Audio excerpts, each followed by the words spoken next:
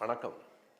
அண்மையில் திராவிட முன்னேற்றக் கழகத்தின் இளைஞரணி செயலாளரும் துணை முதலமைச்சருமாகிய மாண்புமிகு உதயநிதி அவர்கள் தமிழ்நாடு முழுவதும் உள்ள இளைஞர்களுக்கு பேச்சு போட்டியை நடத்தினார். 17,000 பேர் கலந்து கொண்டார்கள்.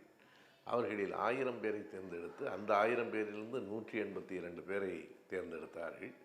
அந்த 182 பேரில் ஒருவராக இளம் தலைமுறை பேச்சாளராக வந்திருக்கிற திருமேனி ஒரு வலையொலியை இப்போது தொடங்குகிறார். 2 ஆண்டுகளுக்கு முன்பே வலையொலியில் அவருக்கு பயிற்சி இருக்கிறது என்றாலும் இப்போது சொந்தமாக தீ பரவட்டும் என்கிற தலைப்பில் தொடங்குகிறார். அந்த தலைப்பே ஒரு உணர்ச்சியை நமக்கு அள்ளித்தருகிறது. 1940களில் தீ பரவட்டும் என்பது அறிஞர் அண்ணா அவர்கள் நடத்திய பட்டிமன்ற விவாதங்களின் தொகுப்பாக புத்தகமாக வந்திருக்கிறது. திருமேனி ஆர்வமுடையவராக எழுச்சியுடையவராக இருக்கிறார். இளைஞர்கள் வர வேண்டும்.